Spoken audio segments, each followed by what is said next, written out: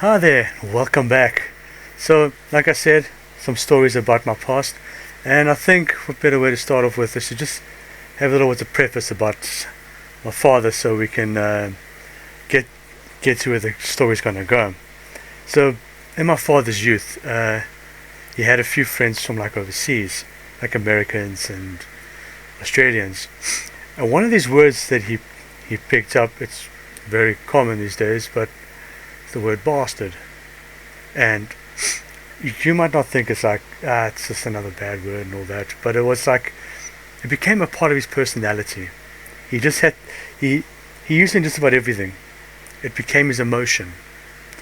So like, if he was angry, he's like, you little bastards, or if he asking you something, he'd be like, what you little bastards up to? Like, even when we were teenagers and we drank all his beer, he'd like, what's a wine to my stepmom and be like, oh, bastards drink all my beer, it's just like I said, it became a part of his personality. So a lot of the stories that I do tell about my father will revolve on him saying this. And another one of his words was goody McGafter. Everyone's got thingamajig. So with me, it was, son, can you pass that? I'm like, what? He goes, that goody McGafter over there. I'm like, the TV remote? He goes, no, the other one. Oh, the VCR remote. He goes, yeah. So like, that's how it'll be, and like, that's my father's stories. So without further ado, let's start off with one where let's say I was about 8, 9. And my brother was like, he was about 7, 8. And we had just come back from one of my brother's friends, these kids' parties where you have that, if you know what a slip and slide is, it's kind of like a tarp with some soap and water, and you slide across your garden. And the party had ended, and we decided, no, we want this to carry on. So we took the party home. And when I say we took it home, we had this long ass hallway. So we decided, no, what we're going to do is throw some water on there, a bit of soap, and not just any soap, dish soap. And we're sliding up and down the hallway. And this is back in the 90s, where we still had lots of domestic workers. They still do have them these days, but not as many. And shame, this poor lady used to take care of us, like treats us like her own children. And she's telling us not to do this. We're going to hurt ourselves. We might kill ourselves. And we're like, no, go away, leave us alone. And now, my father always had this routine when he got home. He would hoot twice. My brother and I would come running out. It's one of those gates where it's like, you got to open one side and then the other side, and the car comes in, you got to put the latch. My brother and I come out, grab each side, I pull the latch, open one side, brother pulls the pin, opens the other side, dad comes in, close the gate. There's my dad sitting there for about 10 minutes, hooting. He's like, where are these kids?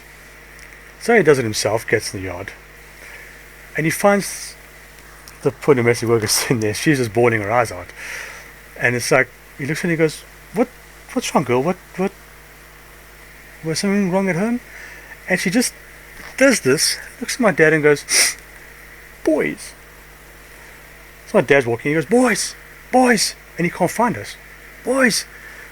And he takes one step in the hall, he skids all the way to his bedroom, grabs the door frame, spins right round, and he goes, you little bastards. Like I said, now that is the hiding I'll never forget. Because he took a cricket bat.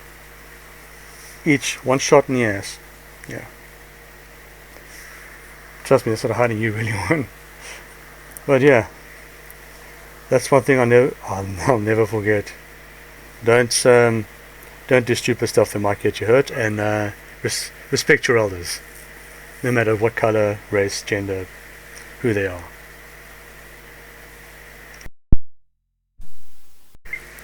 Hi there, welcome back. So here's another story about what my brother and I are doing so many dumb stuff as kids. So my little brother always had this tendency, because you know how younger siblings are. They always irritate you. They get on your nerves. They drive you to the last point where you just say, no, stuff it, and then you hit them. Then they start crying. They run to their parents, and you got to hiding because you're supposed to be the bigger sibling. You're not supposed to hit your younger sibling. You got to set, you've got to be the model sibling. you've got to stand up for them and protect them. Sometimes little siblings can be a pain in the ass. So let's get into the story. So, like I said, my brother had this way, and not many people can do the way my brother can get under your skin, like really, really under your skin. He used to. And he would just say things that would irritate the shit out of me. So this one day, he's just giving me, and eventually I just had enough. And I said, "Stuff it," and I hit him. So he goes running to my dad.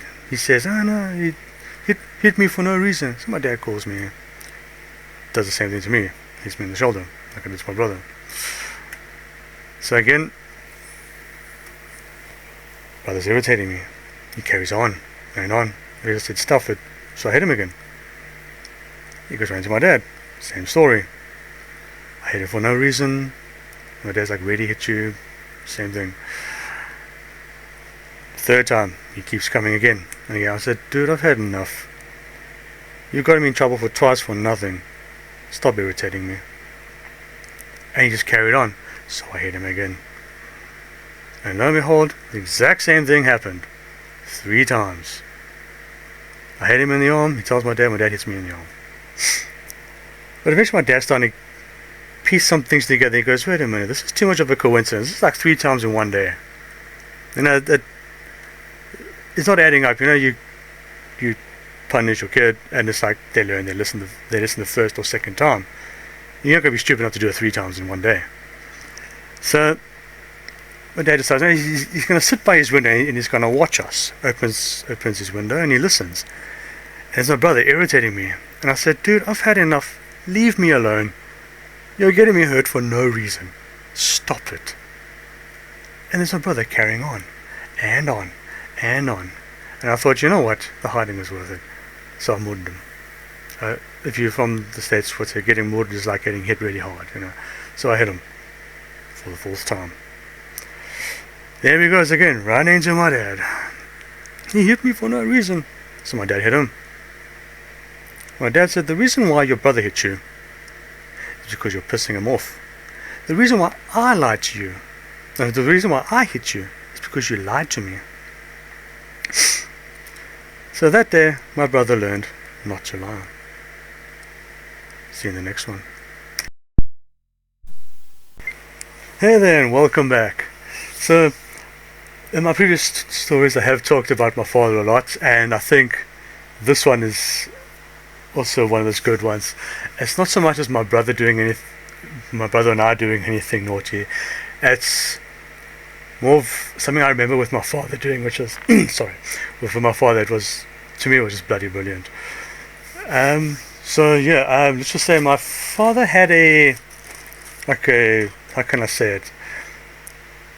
He'd give a person 2 warnings to stop something, and then he'd sort out himself. So my father took myself and my brother to this one pub, because you know how people at the pubs are. You know, when you become friends with someone at a pub, you know, they become like a separate family. You bring your kids and whatnot, and it's one of those what you would call like a pub and grill. So you got your bar, but you can still order food. And you got like menus for kids and stuff like that. And my dad's one friend bought his kid this BB gun. If you don't know what that is, it's basically a replica of an actual gun, but it shoots these like really, really small plastic pellets, and it can hurt and it can be dangerous. It can, if it gets in your eye, you know, you can lose an eye. So my dad's friend's kid is running around just shooting people with this thing, and he shot my father once. And my father's like, "Don't do that." As kid just running around doing it, carrying on. And he did it again. He misfired and he shot my dad again. At this point my dad's getting irritated. So he just looks at the kid and he goes, "Hey, that's a nice toy you got there. Can I see that? I got one just like that at home." He's like, "Yeah, sure." My dad looked at it.